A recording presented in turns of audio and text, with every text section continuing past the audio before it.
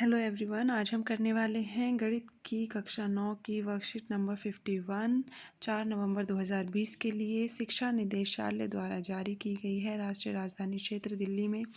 और इस वर्कशीट में आज हम पढ़ने वाले हैं दंड आलेख। दंड मतलब जो एक खड़ा हुआ दंड होता है, दंड यानी कि एक डंडे की तरह, उस तरह के आलेख यानी कि ग्राफ जो हम बनाते हैं वो आज हम इसमें करने वाले हैं।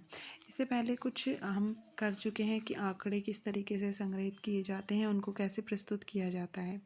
ठीक है, अब इसमें दंड आलेख में कुछ बातें होती हैं वो देख लेते हैं हम।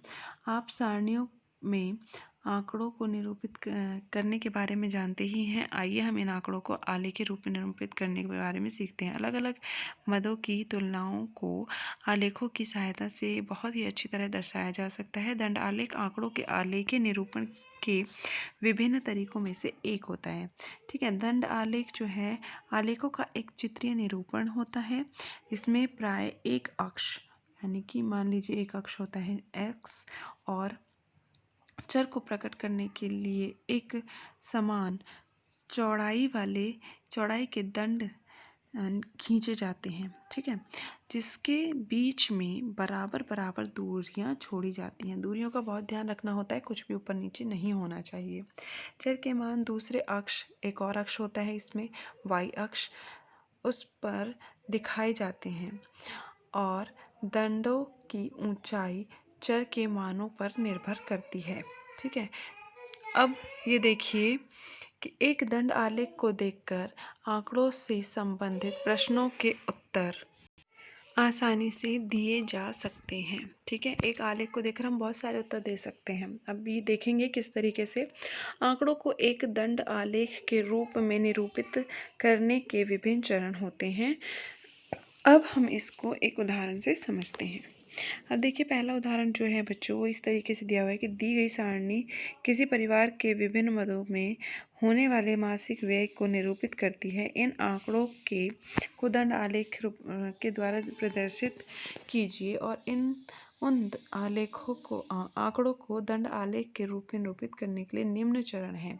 परस्पर दो लंब रेखाएं खींची जाती हैं। ठीक है, ऊर्ध्वाधर या क्षैतिज, या तो खड़ी हुई होंगी इस तरीके से या फिर इस तरीके से लेटी हुई होंगी। अब क्षैतिज रेखा के अनुदेश दो रेखाएं होती हैं जिन पर आलेख बनता है। एक इस तरीके से होती है, इस तरीके से, ये इसको रहने दीजिए, इस तरीके से और इस तरीके से दो रेखाएं होंगी। ठीक है, एक बार और देख लेते हैं। एक तो खड़ी हुई रेखा होती है ऊर्ध्वाधर और क्षैतिज इस तरीके से। ठीक है, दो परस्पर लंब रेखाएं खींची जाती है, एक दूसरे पर यहाँ पर लंब होती हैं। पूरा भी बन सकता है इस तरीके से। ठीक है, अब क्षैतिज रेखा के अनुदेश मध्य अंकित कीजिए और ऊर्ध्वाधर रेखा के अनुदेश संगत व्यय अंकित कीजिए। ठीक है, अभी देखते हैं यहाँ पर एक ग्राफ हमें दिया हुआ है किस तरीके से, ये वाला।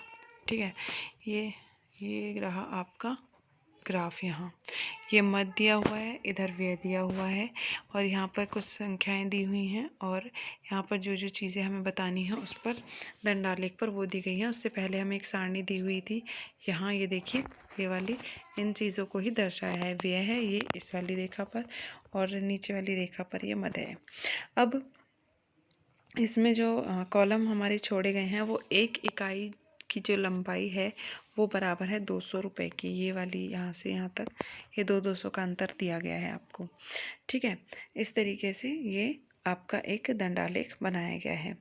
अब देखते हैं, दंड आलेख को देखकर हम आसानी से बता सकते हैं कि भोजन पर सबसे अधिक व बिजली पर सबसे कम व्यय किया गया है।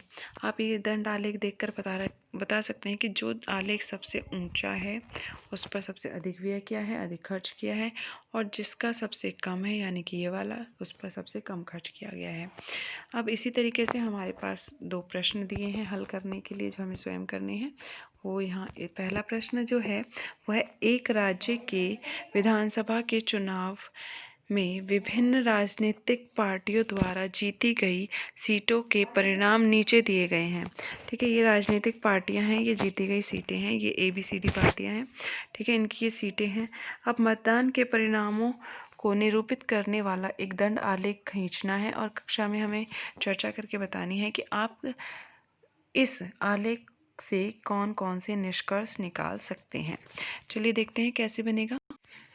देखिए बच्चों, ये जीती हुई पार्टियां हैं तो हमने इस तरफ ले लिया और मैंने एक इकाई को 10 के बराबर लिया है। ठीक है, 10-10 का अंतर है। और ये आपको गैप ध्यान रखना है कि एक बॉक्स पे जब लगेगा मार्क आपका, तो अगले बॉक्स पे लगेगा दूसरा मार्क। और ये यहाँ से यहाँ तक 10 का गैप है, तो हर एक में आपको 10 का ही गैप रखना होगा।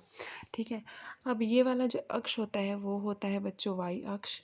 ठीक है, और ये वाली जो क्षैतिज लाइन जा रही है ये होता है आपका एक्स अक्ष।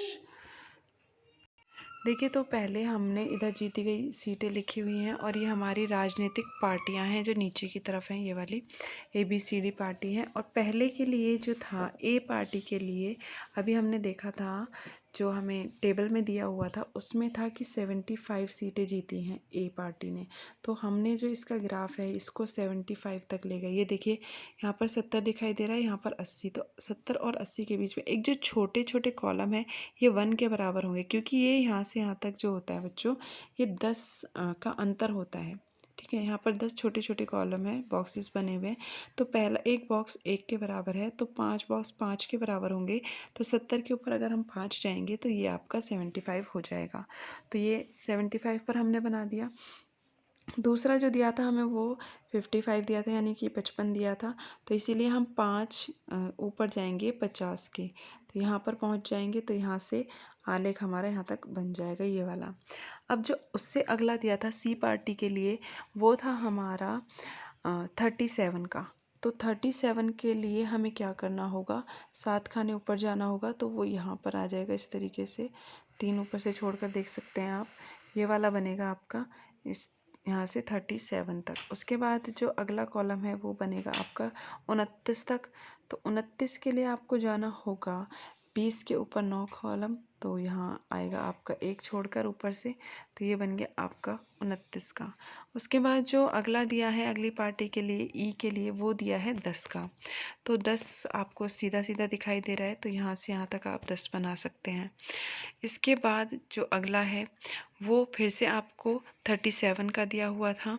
ठीक है, एफ जो पार्टी है, तो ये वाला कॉलम जो है एफ पार्टी का है, ये यहाँ से हमने 37 इसके जैसा ही बना लिया है। ठीक है, अब अगला प्रश्न देखते हैं। अगला प्रश्न जो है वो है, वर्ष 1998 से 2002 के बीच एक फैक्ट्री द्वारा निर्मित साइकिलों की संख्या निम्नलिखित सारणी द्वारा दर्शाई गई है। ये सारणी आपको दे रखी है, ये साइकिलों की संख्या है और ये वर्षों की हैं। इसके लिए आपको एक दंड आलेख बनाना है और अपनी पसंद का पैमाना चुनकर प्रदर्शित करना है कि किस वर्ष में अधिकतम और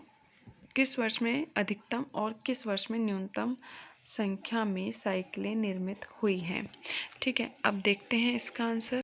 ये देखिए, ये है इसका ग्राफ। पहले वही से स्केल लिया है हमने, यहाँ पर भी 10-10 का डिफरेंस है हर एक के बीच में, और सभी डिफरेंस जो है बिल्कुल बराबर दूरी पर हैं। यहाँ निर्मित साइकिलों की संख्या दे रखी है और नीचे मैंने लिखा है वर्ष। ठीक है, और ये आपका एक्स अक्ष है और ये वाला जो है वो आपका वाई अक्ष है। अब यहाँ से हमें जो पैमाना दिया था वो पहले में 1998 में 75 था, तो 70 के ऊपर 5 जाएंगे। यहाँ पर आप देख सकते हैं 70 के ऊपर मैंने 5 को बनाया हुआ है यहाँ तक। ठीक है, जैसे पहले वाले ग्राफ में हमने बनाया था सेम वैसे ही है। तो यहाँ पर 75 तक आ गया है 1998 में।